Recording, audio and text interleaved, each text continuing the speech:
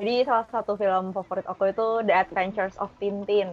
Kak Hes tuh pilih film itu apakah emang ngikutin komiknya atau gimana? Iya, film animasinya yang masuk ke bioskop. Aku lupa sih Iya. persisnya tahun berapa.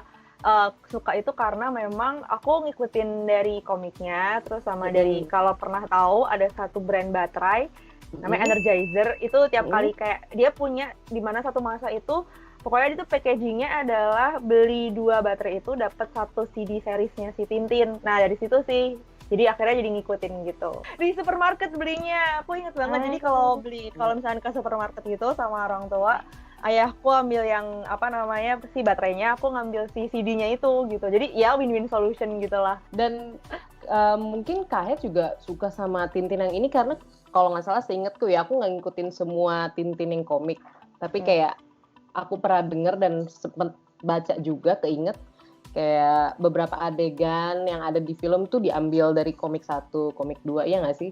Iya betul. Jadi kayak aku pikir kan awalnya kayak semacam cuman paling mengadaptasi satu judul aja gitu kan. Ternyata waktu nonton aku excitednya karena ini bener-bener si direkturnya tuh atau kreatornya tuh mikirin gitu loh, masing-masing part-part dari kalau nggak salah 21 judul yang emang ditaruh-taruhin gitu di dalam filmnya. Jadi itu yang kayak wah gila nih keren banget, bisa masuk semua gitu. Makanya seneng ketika nonton itu.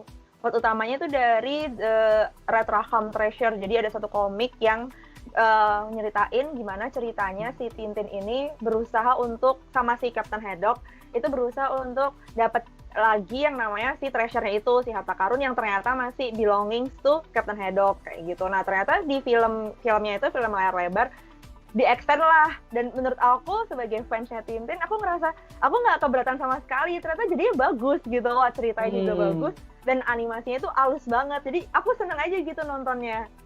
Yang dibilang favorit itu yang ini judul bahasa Indonesianya ya, nah judulnya Jamrud Castafiore. Jadi dia itu menceritakan bahwa si penyanyi ini, si apa namanya Mademoiselle si Castafiore itu kan dia penyanyi opera gitu yang suaranya tinggi banget. Nah pokoknya salah satu bukti bahwa suaranya itu bagus dan tinggi adalah itu pasti yang namanya beling-beling, kayak gelas-gelas kaca itu pasti bakal pecah. Nah si apa perhiasan ini disinyalir dia nggak bakal pecah. Jadi kayak semua pihak itu berusaha untuk apa namanya gimana caranya buat ngambil tuh perhiasan tuh zamrud gitu karena pasti harga jualnya tinggi. Nah itu yang aku ingat gitu, dan part itu ada di film.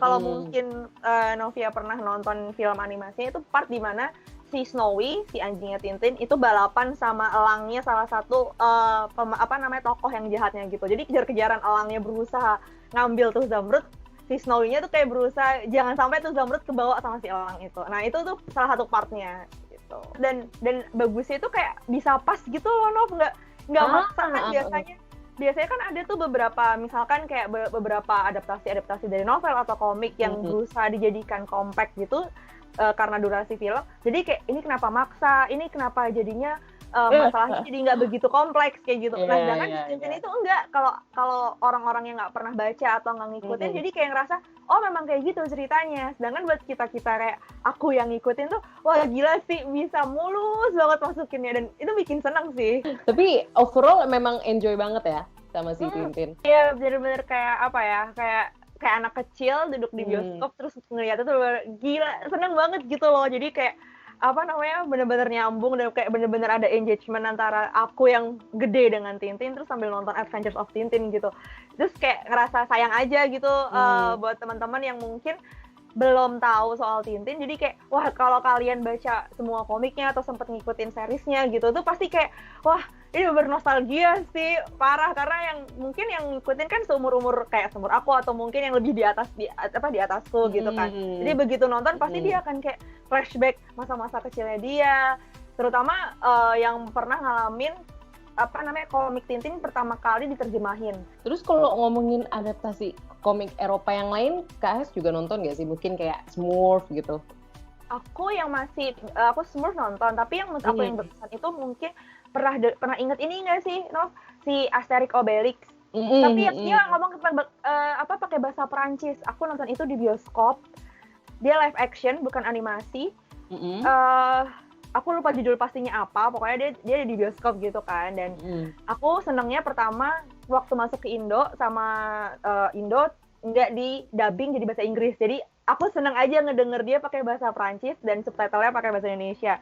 Dan itu sumpah sih kocak banget. Kalau misalkan Novia juga baca komiknya tuh kayak banyak jokes-jokes yang kadang kalau di kita, kalau buat orang Indonesia agak aneh, tapi sebenarnya kalau kita ngerti konteksnya itu kayak nyentil gitu loh, dan itu dapat juga film Asterix Obelix itu.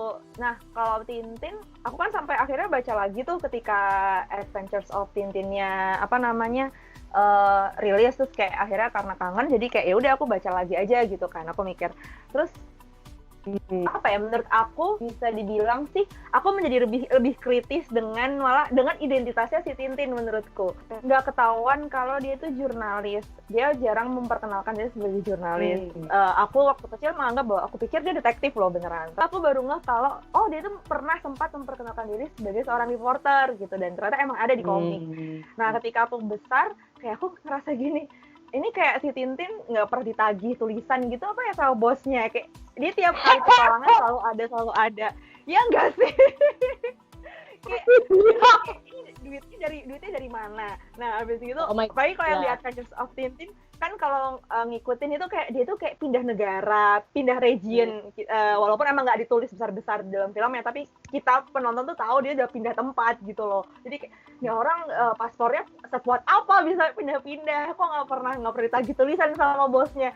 Katanya dia jurnalis. Nah, itu yang bikin aku jadi kayak mikir, oke, apakah dia sekuat itu gitu, dipercaya sama bosnya sampai nggak pernah ngantor gitu loh.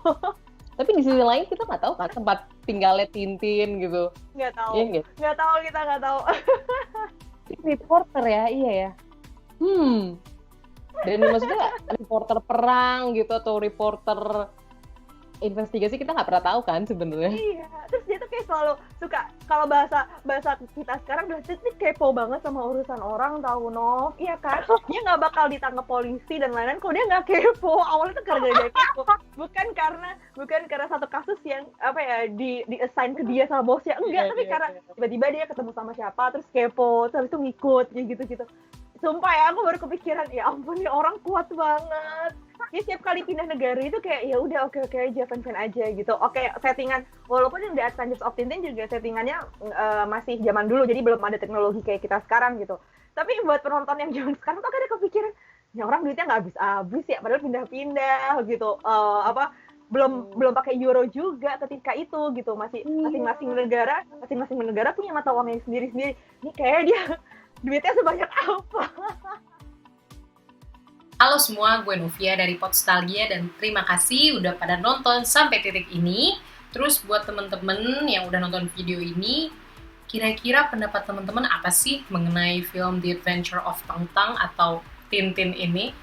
Nah, buat temen-temen yang mau kasih komentar bisa banget langsung tulis di kolom komentar. Dan komentar teman-teman nanti akan kita baca satu-satu. Dan siapa tahu kan bisa jadi bumbu tambahan ya untuk ngobrolin film The Adventures of Tintin ini.